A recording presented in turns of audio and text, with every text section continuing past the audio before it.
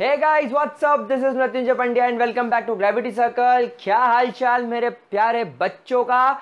हम लोग पढ़ रहे थे रियल गैस और आइडियल गैस में डिफरेंस, या हम लोग ये देखने वाले हैं, या हम लोग देख रहे थे, इनफैक्ट देखने वाले क्या है, हम लोग देख रहे हैं कि real gases ideal gas equation से कब और कैसे डिविएट करती है और वो कौन सी कंडीशंस होती है जिस पर आपकी रियल गैस आइडियल गैस की तरह बिहेव करने लगती है। और पहली कंडीशन क्या थी? जब प्रेशर बहुत ज्यादा लो हो जाए, extremely low pressure, zero pressure, उस समय आपकी रियल गैस आइडियल गैस की तरह बिहेव करने लगेगी। उसके पीछे कारण यह है कि जब प्रेशर लो होगा तो गैसेस के पार्टिकल्स के बीच में intermolecular force of attraction zero हो जाएगा।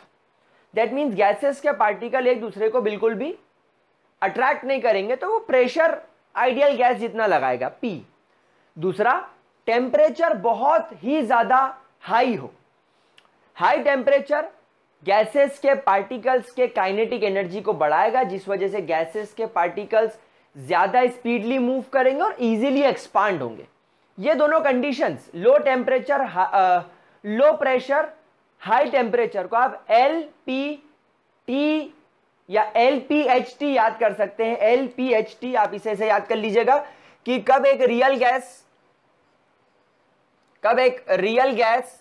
बिहेव करती है, रियल गैस कब बिहेव करेगी एज आइडियल गैस। अगर आपसे कोई पूछता है तो आप इसके लिए एक ट्रिक याद रखेंगे, और वो ट्रिक क्या है? LPHT। LPHT, L बोले तो लो, P बोले तो प्रेशर, H बोले तो हाई, T बोले तो टेम्परेचर। LPHT, ये बात हम लोग पिछले वीडियो में कर चुके थे और हमें पता चल गया था ये कंडीशंस के बारे में। गाइज, आज का ये जो वीडियो है ये पिछले वीडियो का ही एक्सटेंशन है। दैट मीन्स आप इसे एक सेपरेट टॉपिक ना मानते हुए आप इसे एक ऐसा टॉपिक मानेंगे कि मैं एक ही क्लास में पढ़ा रहा हूं। पिछली क्लास में ज्यादा लंबा टाइम पीरियड खिंच गया था, इसलिए हम लोग यहां पर इस चीज को कंटिन्यू करेंगे और आज स्टार्ट करेंगे कंप्रेसिबिलिटी फैक्टर के बारे में, यानी कि Z। Now what is compressibility factor?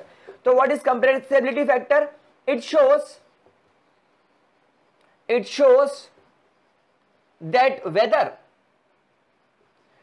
that whether the gas behaves as ideal gas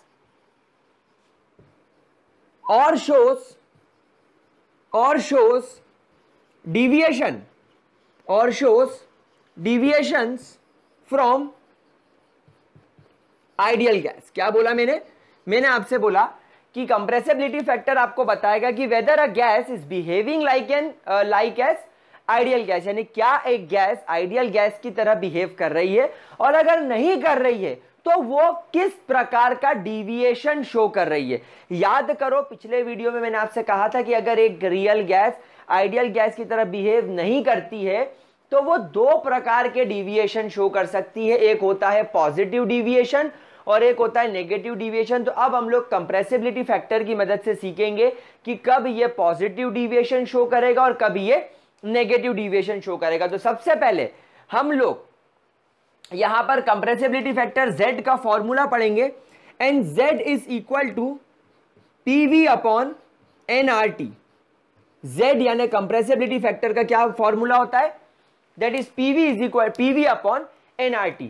अब हम लोग सब जानते हैं दैट फॉर आइडियल गैस, आपकी आइडियल गैस के लिए हम लोग सब जानते हैं that PV is always equal to nRT, यानी जितनी वैल्यू PV की होगी उतनी वैल्यू nRT की होगी। तो अगर PV और nRT की वैल्यू बराबर है और अगर आप उसको डिवाइड कर देंगे तो आपको हमेशा क्या मिलेगी वैल्यू? Z की 1। यानी अगर आपको Z की वैल्यू 1 मिल रही है that means your gas is ideal gas. यानी ये वैल्यू अगर 1 आ रही है तो वो किसके लिए आएगी? सिर्फ और सिर्फ आइडियल गैस की। क्यों? क्योंकि आइडियल गैसेस के लिए PV is equal to nRT होता है। राबट, वेरी इजी। कोई परेशानी मेरे प्यारे बच्चों? किसी भी प्रकार की कोई भी दिक्कत? एक बात और समझते हैं, यहां पर हम लोग लिखेंगे एक बात और important, at constant temperature and pressure. यानी अगर आपने कांस्टेंट टेम्परेचर एंड प्रेशर लिया तो एक गैस के लिए फॉर्मूला बनता है PV ideal is equal to nRT, और जो तुम्हारी रियल गैस होगी, रियल गैस का वॉल्यूम अलग होगा, इज इक्वल टू nRT। तो जब प्रेशर और टेम्परेचर कांस्टेंट, सब कुछ सेम रहेगा, बस इनका वॉल्यूम अलग रहेगा। तो कभी कभी आपको कंप्रेसिबिलिटी फैक्टर वॉल्यूम्स की टर्म्स में भी निकालने को आ सकता है, and that formula can be volume of the real gas divided by volume of the ideal gas. ये फॉर्मूला भी आप लोग यूज कर सकते हैं। अच्छा, कई कई जगह पर ये वी रियल की जगह वी ऑब्जर्व्ड लिखा हुआ आता है अपॉन वी थियोरेटिकल, या इसको कुछ कुछ लोग कैलकुलेटेड भी लिखते हैं। ऑब्जर्व्ड मतलब, समझो इस बात को, बहुत गहराई से इस बात को समझना, इस दुनिया में रियल गैस का वॉल्यूम सिर्फ और सिर्फ एक्सपेरिमेंटेशन से और एक्सपेरिमेंटेशन मेथड से निकाला जा सकता है। कि अगर मैं चाहूं कि इस रूम में कितनी गैस है, तो वो मुझे एक्सपेरिमेंटली मेजर करना होगा, और इसीलिए उसे लिखा जाएगा ऑब्जर्व। यानी जो रियल गैसेस हैं उनका रियलिटी में वॉल्यूम कितना है वो हमने ऑब्जर्व करा एक्सपेरिमेंटली। लेकिन अगर मैं आइडियल गैस की बात करूं, तो आइडियल गैस तो कैलकुलेटेड वैल्यू है, PV is equal to nRT से। मैंने इमेजिन कर लिया कि रूम का वॉल्यूम 1000 है तो गैस का वॉल्यूम भी 1000 होगा, समझ रहे हो? तो वो कैलकुलेटेड है, तो वो कैलकुलेटेड में आ जाएगा। तो Z is equal to V real upon V ideal, या V observed upon V calculated. ये दो फॉर्मूले आपके किसके हैं? कंप्रेसिबिलिटी फैक्टर के। और एक पॉइंट मैंने आपको यहां पर सिखा दिया कि आइडियल गैसेस के लिए कंप्रेसिबिलिटी फैक्टर हमेशा कैसा रहेगा? Z रहेगा। क्या ये बात समझ में आ रही है? जरा पहले इसका प्यारे बच्चे मेरा स्क्रीनशॉट लेंगे जल्दी से। अब एक काम करते हैं, इतना समझने के बाद आप लोग सभी समझ गए होंगे कि अगर रियल गैस के लिए कंप्रेसिबिलिटी फैक्टर 1 है, सॉरी आइडियल गैस के लिए अगर कंप्रेसिबिलिटी फैक्टर 1 है,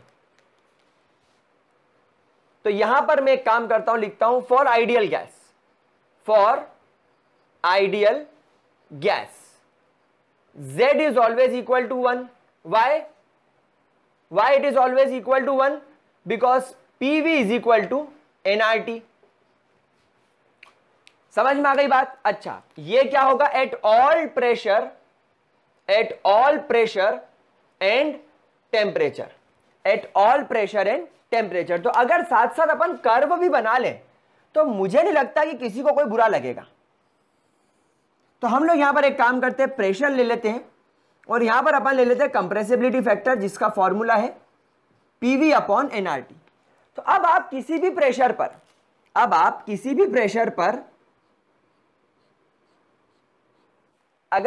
भी प्रेशर पर PV is equal to nRT मान रहे हो आइडियल गैस के लिए, तो उसकी वैल्यू तो हमेशा 1 होगी, क्योंकि आइडियल गैस हर प्रेशर और हर टेम्परेचर पर सिर्फ और सिर्फ ये इक्वेशन फॉलो करती है, और Z का फॉर्मूला PV अपॉन nRT होता है।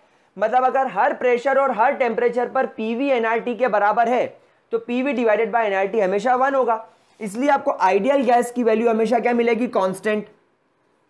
तो एक ग्राफ हमने बना लिया आइडियल गैस का कांस्टेंट, और ये पॉइंट कंप्रेसिबिलिटी फैक्टर मैंने ले लिया 1, तो ये हो जाएगा 0.9, 0.8, 0.7, 0.6, 0.5, 0.4 एंड सो ऑन।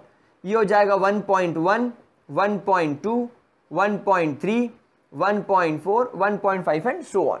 क्या यहां तक की बात समझ में आ गई? तो आइडियल गैस के लिए अगर आप कंप्रेसिबिलिटी फैक्टर वर्सेस प्रेशर का ग्राफ बनाओगे तो आपको हमेशा एक कांस्टेंट सीधी लाइन मिलेगी, and that will be called as ideal gas. लेकिन अगर हम लोग बात करें फॉर रियल गैसेस, क्या रियल गैस कभी भी PV is equal to nRT follow करती है? नहीं। We all know that real gases never follow PV is equal to nRT। ध्यान से आराम से समझना, कोई जल्दी नहीं है। तो रियल गैसेस कभी PV is equal to nRT follow नहीं करेगी। तो यहां पर इस वजह से आपके पास में दो कंडीशंस डेवलप हो जाएगी। पहली कंडीशन क्या डेवलप हो जाएगी कि या तो प्रेशर वॉल्यूम nRT से बड़ा हो, मान रहे हो भाई, दो ही कंडीशन बनेगी, या तो दूसरी कंडीशन ये बन जाएगी कि आपका प्रेशर वॉल्यूम nRT से छोटा हो। ये बनेगी कि नहीं बनेगी प्रॉब्लम? क्या प्रॉब्लम बनेगी? अगर आपका PV nRT के बराबर नहीं है, इमेजिन करो, एक रफ केस लेके चलते हैं, P इंटू V की वैल्यू 100 है और एनआरटी की वैल्यू भी 100 है। तो अगर 100 बराबर 100 है तो आप Z 100/100 करोगे तो आपको वैल्यू मिलेगी 1। ये आइडियल गैस का केस हो गया। अब मैं बोल रहा हूं ये दोनों पार्ट बराबर नहीं है, पीवी एनआरटी के बराबर नहीं, तो हो सकता है ये 90 हो और ये 100 हो। दैट मीन्स पीवी एनआरटी से छोटा है। या दूसरा केस ऐसा हो सकता है कि ये 100 हो ये 90 हो, मतलब पीवी एनआरटी से बड़ा है। यही दो केसेस चल सकते हैं मेरे प्यारे बच्चों। करेक्ट? आप मेरी भावनाओं को समझ रहे हो, मेरे दिल के अरमान जो मेरे आंसुओं से बह रहे हैं, तुम उसे समझ रहे हो? ठीक है। अच्छा, एक केस और देख सकते हैं हम लोग यहां पर PV is equal to NRT के साथ हम लोग ये भी कह सकते हैं दैट रियल गैस का वॉल्यूम आइडियल गैस के वॉल्यूम के बराबर है। हमने वो दूसरा फॉर्मूला भी पढ़ा था ना इधर, तो हम ऐसा भी लिख सकते हैं। लेकिन यहां पर एक केस ये भी बन सकता है, क्या बन सकता है? वी रियल ऊपर आता है, यानी volume of real gas is greater than volume of ideal gas. और दूसरा केस यहां पर क्या बन सकता है? That volume of real gas is smaller than volume of ideal gas. अब ऐसा क्यों हो रहा है अपन देखते हैं। चलिए इसको और आगे लेकर चलते हैं। अब अगर आप जब Z का फॉर्मूला देखते हो तो क्या बनता है? Z का formula we all know, PV upon NRT. अब आप खुद सोचो कि अगर PV की वैल्यू बड़ी है और एनआरटी की वैल्यू छोटी है तो आपको जो भी सम मिलेगा, जैसे यहां पर 1.1 मिल रहा है, नहीं ये 1 से बड़ा मिल रहा है कि नहीं मिल रहा है? तो यहां पर आपको एक बात ध्यान रखनी पड़ेगी कि जो ऐसे केसेस में जो आपके Z की वैल्यू होगी वो क्या होगी? 1 से बड़ी होगी। अच्छा, अगर अपन रियल गैस के वॉल्यूम की बात करें तो हम लोग सब जानते हैं Z का एक फॉर्मूला और होता है, volume of real gas upon volume of ideal gas.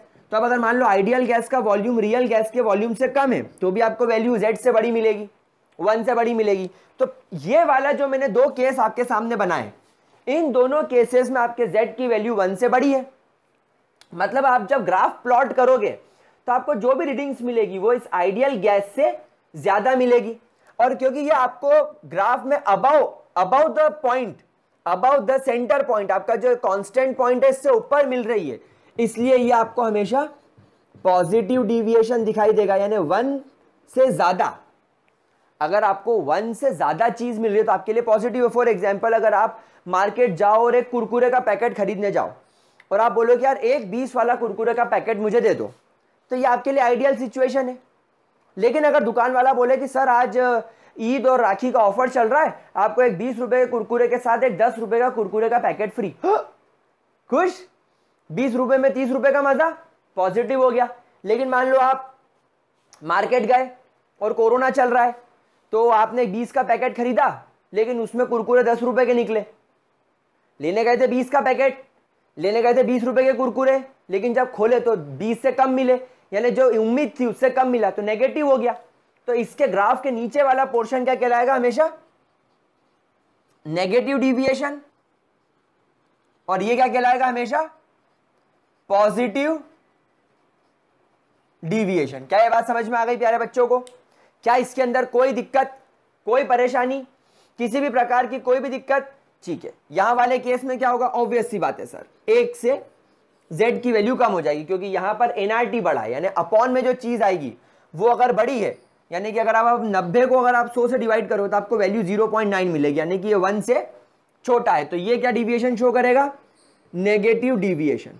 तो जो रियल गैसेस होंगी, रियल गैसेस आइडियल गैस की तरह PV is equal to NRT follow नहीं करेगी, तो वो दो केसेस बनाएगी, या तो वो पॉजिटिव डिविएशन शो करे या तो वो नेगेटिव डिविएशन शो करे। पॉजिटिव डिविएशन कब आएगा? जब पीवी की वैल्यू एनआरटी से बड़ी हो। और नेगेटिव डिविएशन कब आएगा? जब पीवी की वैल्यू एनआरटी से छोटी हो, या वी रियल वी आइडियल से ज्यादा हो, यानी volume of real gases ideal gas से ज्यादा हो, या रियल गैस का वॉल्यूम आइडियल गैस से कम हो, तो आपको नेगेटिव डिविएशन मिलेगा। क्या ये दोनों पॉइंट बहुत अच्छे तरीके से मेरे प्यारे बच्चों को समझ में आ गए? अब एक बात समझो, एक बात समझो, यहां वाले केस में क्योंकि प्रेशर इनटू वॉल्यूम का सम ज्यादा है, एक बात मैं सोच रहा हूं कि जब हम लोग प्रेशर और टेम्परेचर कांस्टेंट लेकर चल रहे हैं तो अपन यहां पर वॉल्यूम पर फोकस करें। Let's focus on volume. छोड़ो, आप मुझे बताओ, रियल गैस का वॉल्यूम आइडियल गैस के वॉल्यूम से ज्यादा है। मतलब आम जो उम्मीद कर रहे थे कि वॉल्यूम इतना होना चाहिए, वॉल्यूम उससे ज्यादा है, तभी पीवी की वैल्यू ज्यादा निकली। ओके, हम लोग प्रेशर और टेम्परेचर पे हमने फिक्स कर लिया कि यार मैं जो चीज देख रहा हूँ, लेट्स से मैं यहाँ पर 1 atm पर देख रहा हूँ, तो ये 1 atm यहाँ पर फिक्स हो गया, और ये जो पूरा ग्राफ बना रहा हूँ मैं, ये मान लेता हूँ कि मैं 273 केल्विन पर बना रहा हूँ।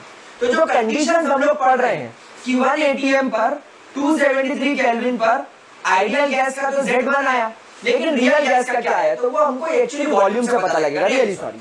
तो यहाँ पर अगर हम लोग बात करें वॉल्यूम की, तो यहाँ वाले केस में तुम्हारा जो रियल वॉल्यूम है, रियल वॉल्यूम कैसे मिला था, एक्सपेरिमेंट करके। हमने एक्सपेरिमेंट करके देखा रियलिटी में, तो ज्यादा आया, किससे, आइडियल से, मतलब हम जो सोच रहे थे उससे ज्यादा वॉल्यूम आया। तो यार गैस का वॉल्यूम ज्यादा कब हो सकता है, गैस का वॉल्यूम ज्यादा कब हो सकता है, जब गैस एक्सपांड कर रही हो। जब गैस एक्सपांड कर रही हो, यानी मैं ऐसा बोल सकता हूं कि पॉजिटिव डिविएशन हमें तभी मिलेगा जब गैस क्या कर रही हो, एक्सपांशन कर रही हो।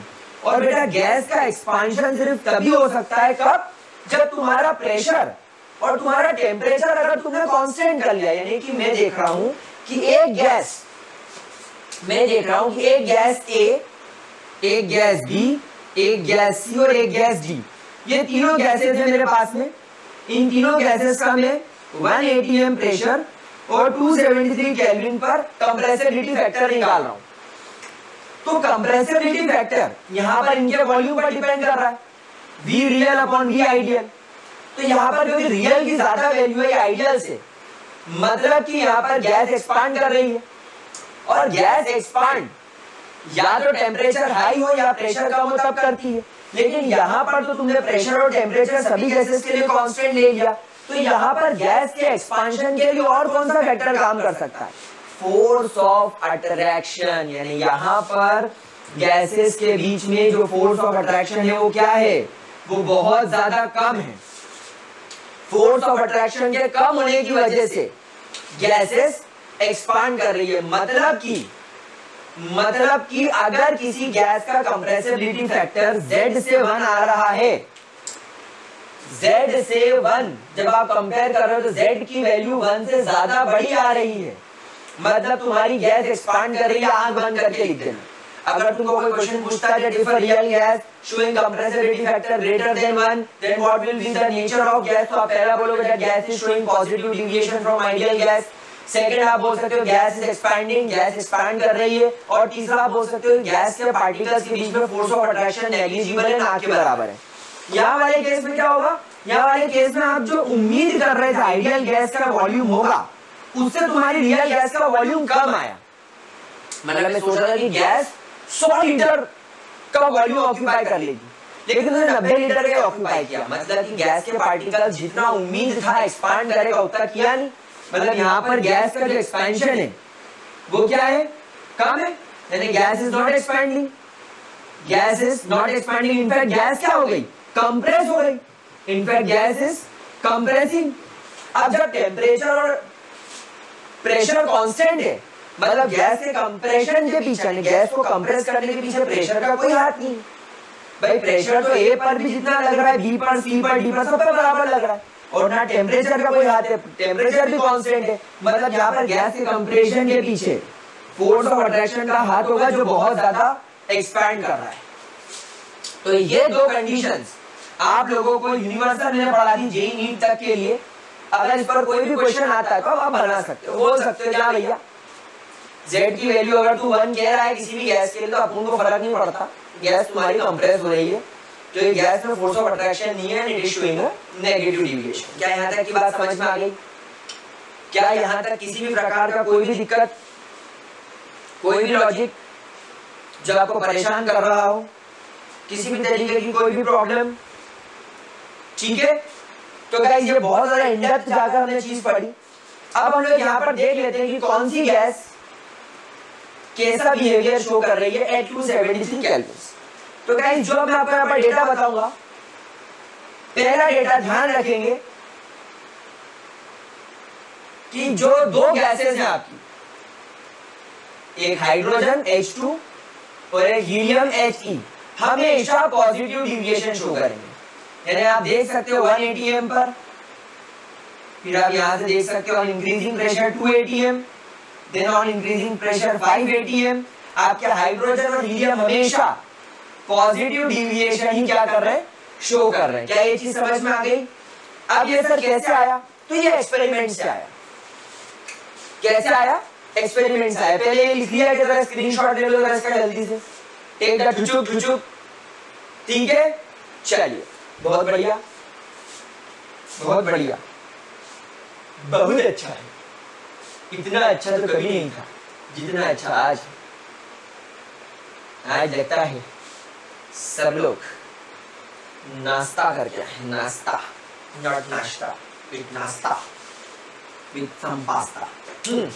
चलो तो गाइस आगे बढ़ने से पहले मैं एक बात बता दूं that all the gases, that is graph से हम क्या सीखेंगे, दुनिया की कोई भी गैस हो, all the gases at low pressure, at very low, ले लो क्या pressure, at very low pressure near around zero. आप देखो ग्राफ में ये 1 atm है, तो ये पॉइंट तुम्हारा 0 atm के आसपास का प्रेशर लग रहा होगा और ये पॉइंट तुम्हारी कंप्रेसिबिलिटी फैक्टर के लिए होगी। तो जब प्रेशर 0 था, आप देखो सारी गैसेस का कंप्रेसिबिलिटी फैक्टर यहीं से स्टार्ट हुआ। मतलब मैंने हाइड्रोजन और हीलियम का ग्राफ यहां से बनाना शुरू करा, ना कि यहां से। मतलब अगर प्रेशर 0 भी होगा तो किसी भी गैस का, कोई भी गैस हो, हाइड्रोजन हो, हीलियम हो, आगे भी एक्सप्लेन करूंगा, या पहले ग्राफ बना लो। देखो ये ग्राफ बना तुम्हारे नाइट्रोजन का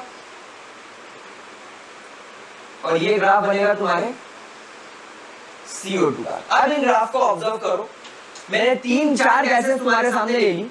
इनफैक्ट इन 3-4 गैसेस का, दुनिया की सारी गैसेस का नाम ले लो, कोई भी गैस ले लो, अगर प्रेशर 0 भी होगा तो उनका कंप्रेसिबिलिटी फैक्टर 1 आएगा। और अगर कंप्रेसिबिलिटी फैक्टर 1 आ रहा है मतलब वो कैसा बिहेवियर शो कर रही है, आइडियल गैस। तो all the gases at pressure approximately equal to 0 behaves like ideal gas. यानी दुनिया की कोई भी गैस कैसे बिहेव करेगी, आइडियल गैस की तरह बिहेव करेगी। कोई भी गैस हो, हाइड्रोजन हो, हीलियम हो, मीथेन हो, कार्बन डाइऑक्साइड हो, नाइट्रोजन हो, they always behave like ideal gas. लेकिन दुनिया में 2 ऐसी गैसेस हैं, hydrogen gas and helium are the only gases that shows Z is equal to 1, Z is greater than 1 on increasing the pressure। यानी जब आप प्रेशर बढ़ाओगे तो ये हमेशा क्या शो करेगा, Z is equal greater than 1, that is positive deviation. यानी हमेशा कैसे डिविएशन शो करेंगी, गैसेस पॉजिटिव डिविएशन। अब सवाल ये पूछा जाता है बहुत सारे बच्चों के द्वारा कि सर ऐसा क्यों हो रहा है। आप भी खुद सोचो, देखो दिमाग लगाओ, बहुत मजा आएगा। अगर इस चीज को आपने अपने पूरी शिद्दत से पढ़ लिया तो पूरी कायनात भी तुम्हें इससे समझने से नहीं रोक सकती। वाह वाह वाह वाह वाह, सर बाल बढ़ा रहे हो, छोटी बना लोगे 5-6 दिन बाद, 1-2 महीने बाद शाहरुख खान ही समझ रहे हो, तो शाहरुख भी बन गए। ओम शांति ओम वाले दर्द इसको भी करोगे किसी दिन? नहीं, ऐसा नहीं। खुद सोचो, हाइड्रोजन और हीलियम मात्र 2 ऐसी गैसेस हैं जो किसी भी टेम्परेचर पे, किसी भी प्रेशर पर Z से ज्यादा, मतलब Z का वैल्यू, कंप्रेसिबिलिटी फैक्टर का वैल्यू 1 से ज्यादा आएगा, यानी पॉजिटिव डिविएशन शो करेगा। क्या कारण हो सकता है इसका? कब आता है Z का वैल्यू 1 से बड़ा, Z इज ग्रेटर देन 1? कब आता है? जब PV का वैल्यू nRT से बड़ा हो। अभी सिखाया था व्हाट इज V, वॉल्यूम। यानी कि मैं ऐसा बोल सकता हूं कि जो रियल वॉल्यूम अपन ने चेक किया वो आइडियल वॉल्यूम से बड़ा है। यही 2 कंडीशन है। और जब रियल वॉल्यूम आइडियल वॉल्यूम से बड़ा है मतलब क्या सिखाया, गैस क्या कर रही है, एक्सपांशन। गैस का एक्सपांशन क्यों हो रहा है? क्योंकि गैस के अंदर फोर्स ऑफ अट्रैक्शन कम है। इन्हीं 2 गैसेस का नाम क्यों लिया? क्योंकि ये 2 गैसेस दुनिया की सबसे छोटी गैसेस है। Hydrogen and helium have the smallest atom, these are having the smallest atom। जिनका एटम छोटा है उनका सरफेस एरिया भी छोटा होगा, और अगर सरफेस एरिया छोटा होगा तो no doubt van der Waals force of attraction भी कम होगा। अपन ये बात जानते हैं, वेंडर वॉल फोर्सेस क्या होंगे इसके अंदर, कम होंगे। भाई मेरी बात समझो, मेरी बॉडी बड़ी है, तो मेरी बॉडी पर यहाँ पर यहाँ पर यहाँ पर यहाँ पर यहाँ पर यहाँ पर यहाँ पर यहाँ पर यहाँ पर हर जगह गैसेस आकर टकरा रही है, मुझसे अट्रैक्ट हो रही है। लेकिन अगर मैं इतना छोटा हो जाऊं कि दिखूं नहीं, तो मुझसे कितनी गैसेस अट्रैक्ट होंगी? इक्का दुक्का।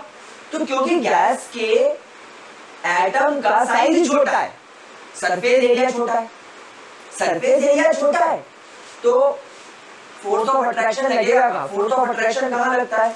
जब दो बड़े बड़े मॉलिक्यूल्स पास पास आ जाए तो इनके बीच में फोर्स ऑफ अट्रैक्शन लगेगा।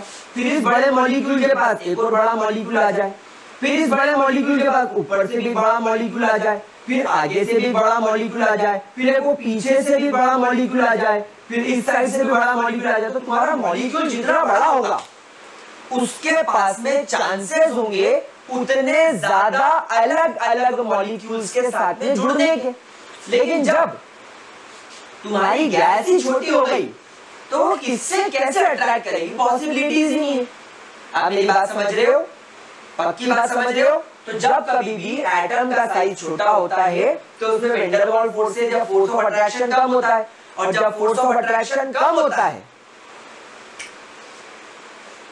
Z की वैल्यू 1 आती है। एक चीज और समझो, और गहराई में चलते हैं और मजा आएगा तुमको, और अच्छी चीज समझाता हूं। देखो, अब जबकि ये मॉलिक्यूल्स बहुत छोटे छोटे हैं और इन दोनों तीनों मॉलिक्यूल्स के बीच में कोई फोर्स ऑफ अट्रैक्शन नहीं है।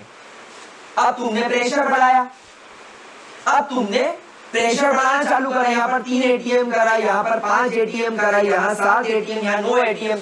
तो अब देखो और ये बढ़ने लगा।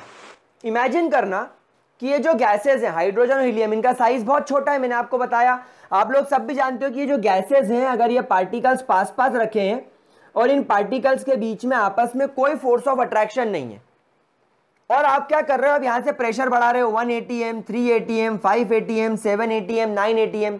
तो प्रेशर बढ़ाने पर आप खुद ऑब्जर्व कर रहे हो कि इनकी कंप्रेसिबिलिटी फैक्टर की वैल्यू यानी Z की जो वैल्यू है वो 1 से और ज्यादा बड़ी होती जा रही है। मतलब हो ना हो प्रेशर इंटू वॉल्यूम की वैल्यू लगातार बढ़ती जा रही है। मतलब प्रेशर तो आप बढ़ा रहे हो तो प्रेशर की वैल्यू तो बढ़नी है, लेकिन वॉल्यूम भी बढ़ेगा। वॉल्यूम क्यों बढ़ेगा अपन ये समझते हैं। देखो, ये जो गैसेस के पार्टिकल्स हैं ये पास पास रखे, अब तुम यहां से इन पर दबाव डाल रहे हो। आप लोग सब जानते हो कि हाइड्रोजन का जो एटम होता है इसके आउटर मोस्ट शेल में एक ही इलेक्ट्रॉन होता है। अब आपने यहां से प्रेशर बढ़ाया, जब प्रेशर बढ़ाओगे तो ये न्यूक्लियस इतने करीब आ जाएंगे कि ये रिपेल करने लगेंगे, और ये दोनों इलेक्ट्रॉन इतने करीब आ जाएंगे कि ये रिपेल करने लगेंगे। तो on increasing pressure inter nuclear repulsion and inter electronic repulsion बढ़ने लगेगा, और जब रिपल्शन बढ़ता है तो जितना प्रेशर लगाओगे ये उतना ज्यादा रिपेल करेगा, और उतना ज्यादा रिपल्शन इंक्रीज होने की वजह से उतना ज्यादा गैस क्या करेगी? एक्सपांड करेगी। तो आप लोग एक बात हमेशा ध्यान रखिएगा कि हाइड्रोजन और हीलियम दो छोटू मोटू गैसेस हैं, और इन छोटू मोटू गैसेस के अंदर एटॉमिक साइज छोटा होने की वजह से force of attraction, intermolecular force of attraction बहुत ज्यादा कम है, और इसीलिए ये हमेशा, आई रिपीट, हमेशा Z से ज्यादा बड़ी, Z की जो वैल्यू है कंप्रेसिबिलिटी फैक्टर की वैल्यू, वो हमेशा 1 से ज्यादा बड़ी होगी। It is always greater than 1। क्या ये बात समझ में आ गई? क्या इसके अंदर कोई दिक्कत? अब एक सवाल मैं आपको जेई का और बता देता हूं। अब इतना आगे चली गए हैं तो एक बात और सीख लेते हैं। तो फिर ऐसा बोला जाता था, at what conditions hydrogen and helium shows Z is equal to 1। आपको क्या दुनिया में ऐसी कोई कंडीशन ही नहीं है कि यहां पर इनकी Z की वैल्यू 1 के बराबर आए? तो नहीं, आप देख रहे हो कि इनके Z की वैल्यू 1 एक कब आ सकती है? Z की वैल्यू इनकी 1 कब आ सकती है हीलियम और हाइड्रोजन की? When pressure is approximately equal to 0। एक कंडीशन ये। दूसरी कंडीशन अपने टेम्परेचर की। टेम्परेचर जितना कम करोगे फोर्स ऑफ अट्रैक्शन उतना बढ़ेगा। टेम्परेचर के कम होने से गैस के पार्टिकल्स का मूवमेंट कम हो जाता है और गैस के पार्टिकल्स नीचे की ओर सेटल होने लगते हैं, और जब गैस के पार्टिकल एक दूसरे के करीब आने लगते हैं तो फोर्स ऑफ अट्रैक्शन काम करने लगता है। तो यहां पर अगर आप हीलियम का टेम्परेचर लगभग 33 केल्विन्स कर दो और आप हाइड्रोजन गैस का टेम्परेचर लगभग 108 केल्विन कर दो, तब ये Z की वैल्यू 1 शो करने लगते हैं। बस यही दो कंडीशंस है, इसके अलावा और कोई कंडीशन नहीं है मेरे प्यारे बच्चों, और कोई कंडीशन नहीं है कि हीलियम और hydrogen Z is equal to 1 show करे। आई होप इतनी बात आपको अच्छे तरीके से क्लियर हो गई होगी। जरा इतना नोट कर लो आप लोग ताकि हम लोग आगे बढ़ सके। बीच में आई एम रियली सॉरी, मैं आपको बता दूं, हम लोग DSLR से शूट करते हैं, एंड इस DSLR ससुर के नाती के साथ प्रॉब्लम ये है कि ये ससुरा एग्जैक्टली 11 मिनट 56 सेकंड के बाद रिकॉर्डिंग बंद कर देता है, और जब मैं भावनाओं में भेगे पढ़ाने लगता हूं तो मैं 13-14 मिनट तक पढ़ा देता हूं और बाद में पता चलता है कि 4-5 मिनट वेस्ट पढ़ाया। तो अभी कुछ देर पहले यहां पर आपके साथ में यही हुआ, मैंने यहां पर पढ़ा दिया और DSLR रुक गया और मैंने आपको आगे पढ़ा दिया, और जब मैंने को ध्यान आया कि यार टाइम चेक कर लूं तो दिक्कत हो गई। तो फिर मैंने उसको रीशूट करा, तो आपको बीच में एक जगह दिखेगा कि सर कुछ पढ़ाते पढ़ाते दूसरी चीज आ गई, तो प्लीज उस चीज को देख लीजिएगा, छूटा कुछ नहीं है, पढ़ाया सब कुछ है। आगे बढ़े, चलो। तो गाइस पहला केस हम लोगों को मिल गया दैट हाइड्रोजन एंड हीलियम हमेशा क्या शो करते हैं, पॉजिटिव डिविएशन। तीसरे पॉइंट की तरफ चलते हैं। आप देखिए नाइट्रोजन गैस पर जब आपने पहले प्रेशर बढ़ाया तो इसने नेगेटिव डिविएशन शो करा।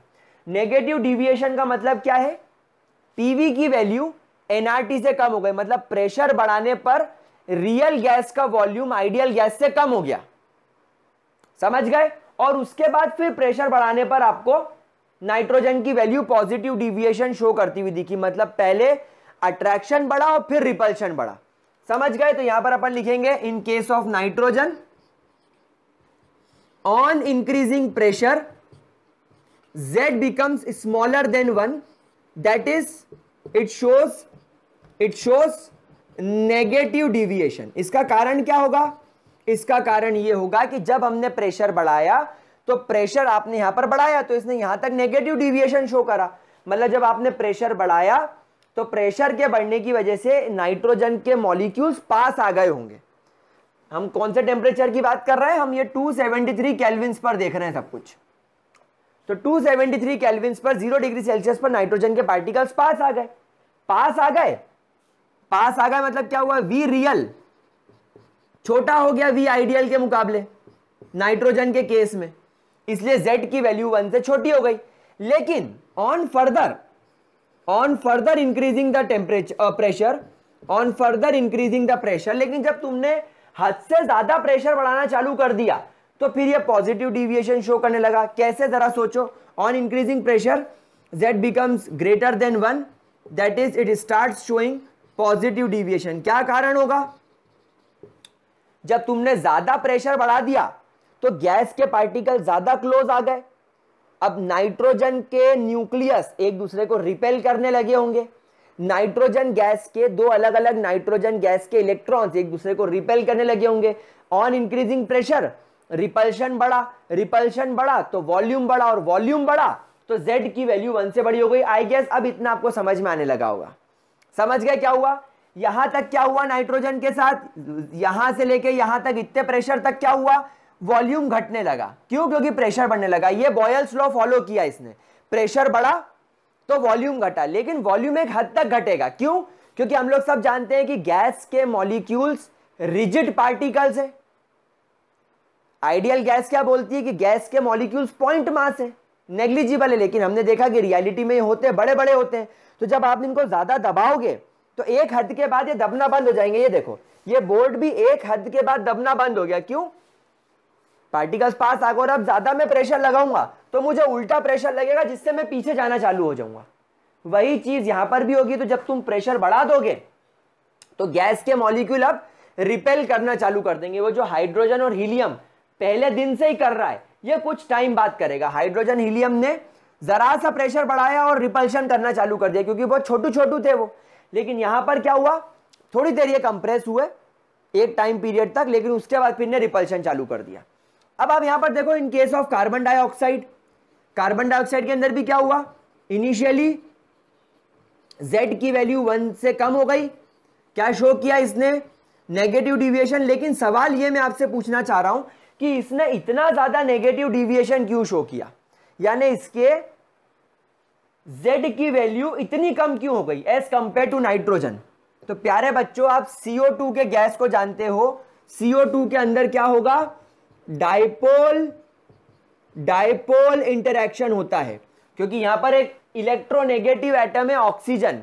तो ऑक्सीजन और दूसरे कार्बन डाइऑक्साइड का कार्बन में क्या हो जाएगा, inter atomic force of attraction, dipole लगेगा। स्ट्रॉन्ग इंटरमॉलिक्यूलर अट्रैक्शन होने की वजह से प्रेशर बढ़ने पर बहुत ज्यादा स्ट्रॉन्ग फोर्स ऑफ अट्रैक्शन लगने की वजह से वॉल्यूम सडनली कम हो जाएगा। यहां पर क्या हो जाएगा, एक sudden decrease in volume, sudden decrease in real volume is observe. यानी हम जो सोच रहे थे आइडियल गैस के हिसाब से, हम जो सोच रहे थे कि इसके वॉल्यूम में कमी आएगी, उससे कई गुना ज्यादा कमी आ गई, क्योंकि फोर्स ऑफ अट्रैक्शन स्ट्रांग है।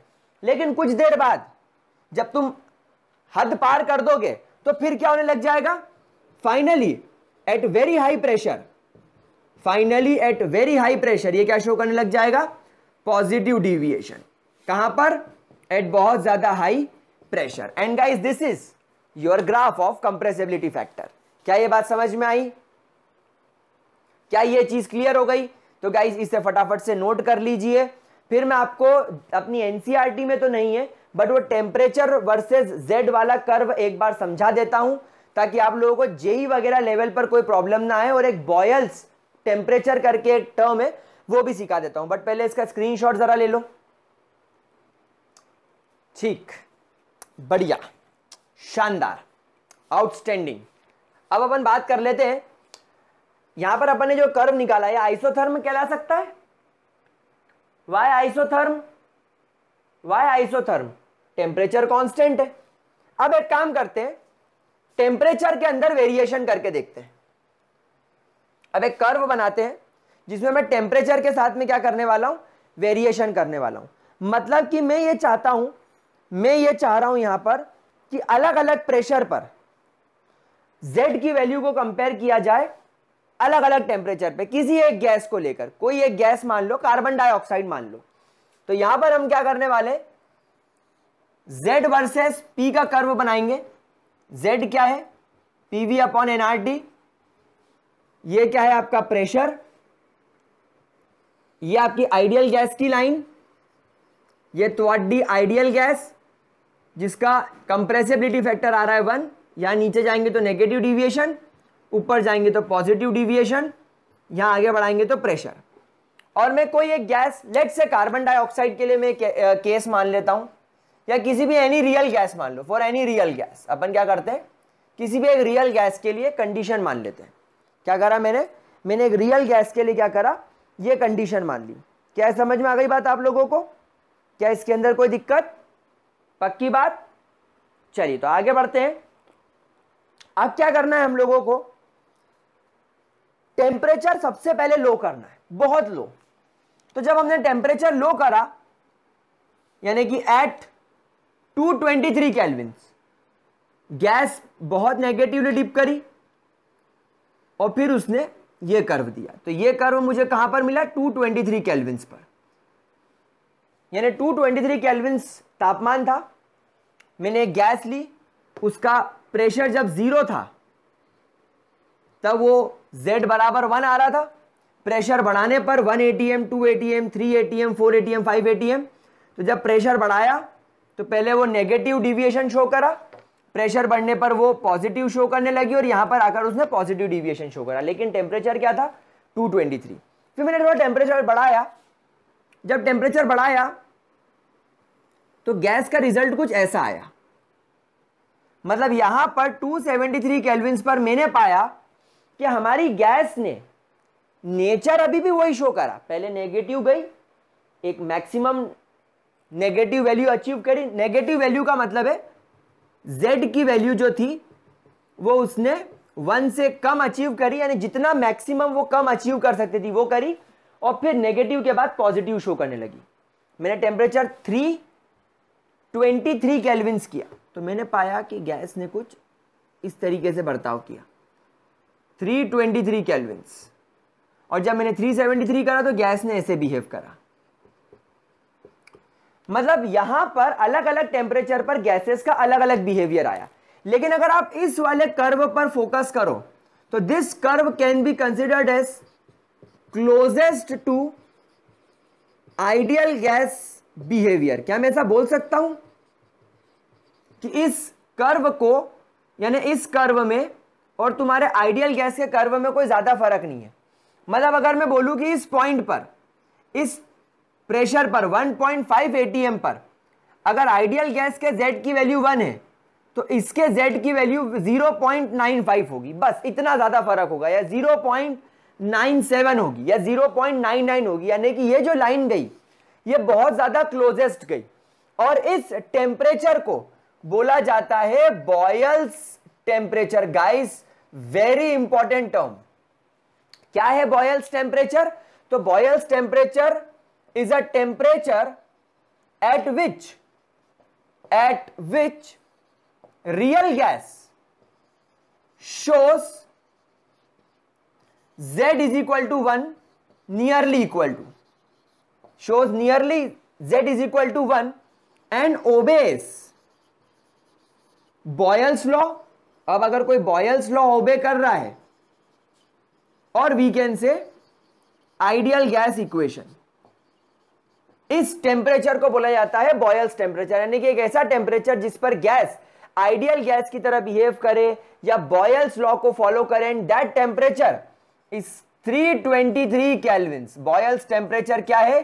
323 केल्विन्स। इसको क्रिटिकल टेम्परेचर भी कुछ लोग बोलते हैं, it is also called as critical temperature. इसे क्रिटिकल टेम्परेचर भी बोला जाता है, लेकिन आप लोग इसे बॉयल्स टेम्परेचर बोलोगे तो ज्यादा अच्छा है। तो इनफैक्ट आप देखो कि जब आप टेम्परेचर बढ़ा रहे हो तो गैसेस नियरली आइडियल गैस की तरह बिहेव करने लग रही है। जब आप टेम्परेचर बढ़ा रहे हो, आप 223 पर थे यानी माइनस में थे, यहां पर आप 0 डिग्री पर आए, देन यहां से आप लगभग कितने पर चले गए? 60 पर, 50 पर। 50 डिग्री पर आपने देखा कि गैस नियरली आइडियल हो गया, लेकिन 100 डिग्री पर उसने फिर पॉजिटिव डिविएशन शो करा। यानी एक गैस लगभग आइडियल गैस की तरह कब बिहेव कर सकती है? 50 डिग्री सेल्सियस पर, यानी 323 डिग्री सेल्सियस पर। यह एक रियल गैस के ऊपर एक्सपेरिमेंट करके देखा गया, and this curve is very important for JEE. I repeat guys, this is really very important. क्या? कि कौन सा टेम्परेचर है जिस पर एक गैस आइडियल गैस की तरह बिहेव करने लगती है, उस टेम्परेचर को क्या बोलते हैं? बॉयल्स टेम्परेचर या क्रिटिकल टेम्परेचर। उसकी वैल्यू कितनी है? 323 केल्विन। और अगर आपको यहां पर अब सारे टेम्परेचर गायब कर दिए जाए, अभी आपको यहां पर सारे टेम्परेचर फॉर एग्जाम्पल गायब कर दिए जाए, और बोला जाए कि इसमें से कौन सा कर्व, इसमें से कौन सी लाइन बॉयल्स टेम्परेचर की लाइन है, इनमें से कौन सा लाइन आइडियल गैस की लाइन है, या एक ऐसी लाइन इसमें से बताओ जो आइडियल गैस को फॉलो कर रही हो, तो आप कौन सा पॉइंट बताएंगे इसके अंदर? आप नो डाउट ये वाले पॉइंट को बताएंगे, क्योंकि इसमें और आइडियल गैस की लाइन में, यानी कि कंप्रेसिबिलिटी फैक्टर में और इसके कंप्रेसिबिलिटी फैक्टर में ज्यादा डिफरेंस नहीं है। मतलब ये 323 केल्विन्स की लाइन है। समझ में आ गई प्यारे बच्चों को बात?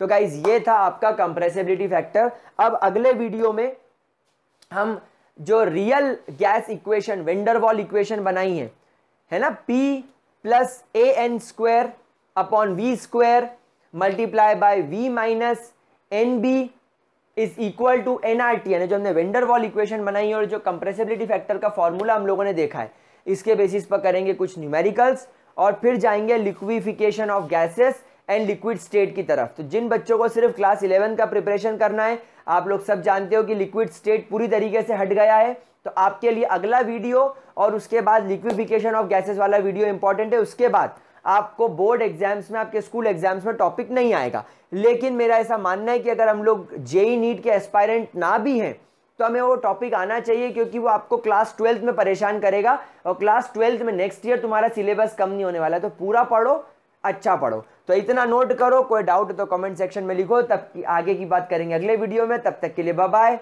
हैव अ ग्रेट डे मेरे प्यारे बच्चों।